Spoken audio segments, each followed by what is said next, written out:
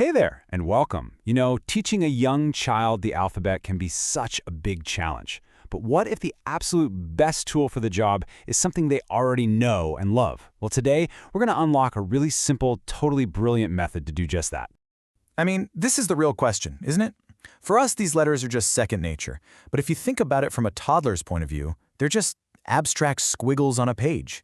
The letter B doesn't mean a thing on its own.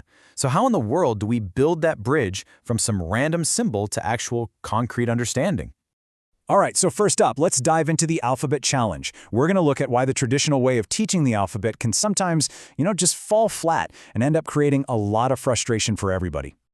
Okay, so take a look at this. It really shows you the big difference, right? On one side, you have the way we often teach, with flashcards. A is for apple, B is for ball. It's all about rote memorization. But a child's world?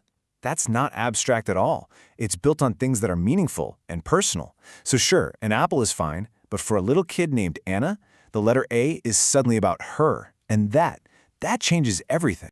So, how do we bridge that gap between the abstract and the personal? Well, this is where the magic happens. It's a concept called an alphabetical anchor. And trust me, it's incredibly powerful. So what is an alphabetical anchor? It's actually really simple. It's just a word that's already packed with meaning for a child. It acts like a hook, something to hang these new, weird-looking letter shapes on. And there is absolutely no word more familiar, more meaningful, or more loved by a child than their very own name.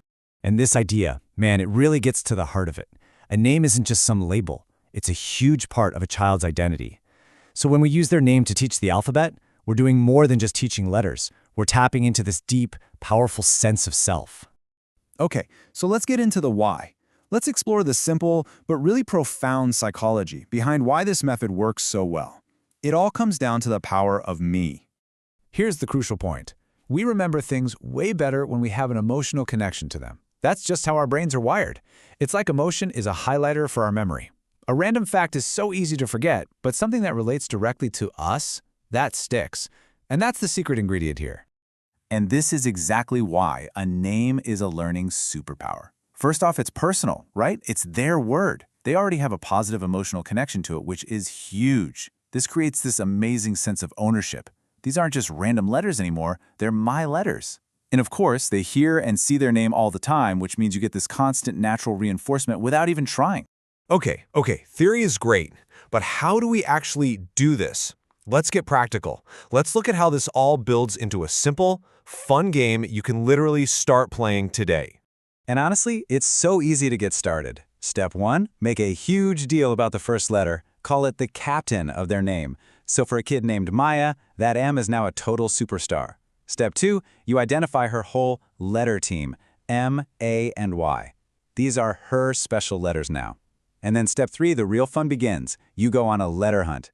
You start spotting those letters everywhere. Look, there's your M on that sign. Or hey, I see an A in this book, just like in your name. But here's the absolute most important rule of all this. Keep it light. This is not about quizzing them or putting on pressure. The whole point is joyful, playful discovery. You're building their curiosity and their confidence, and you're turning learning into this fun, shared adventure. Now, you might be thinking this is just a clever little trick to learn some letters, but its impact goes so much farther. This simple technique is actually laying the groundwork for a whole lifetime of literacy. Because see, when a child masters the letters in their own name, they've done something really profound. They've cracked the code for the very first time. They finally understand that these shapes represent sounds, and that those sounds, when you put them together, mean something incredibly important, them. So think about it. This becomes the launchpad for everything that comes next. Their name is the very first word they'll learn to spell, and the first word they'll be excited to try to write. And when they start seeing their letters in other words, reading just starts to click. And, on a much deeper level, it reinforces their sense of who they are and their place in this big world full of words. So, I want to leave you with this one thought. Maybe we don't need all the complicated apps or the expensive flashcards. Maybe the most powerful and effective key to unlocking the entire world of reading is already there, just waiting for us to use it. The single word your child loves more than any other.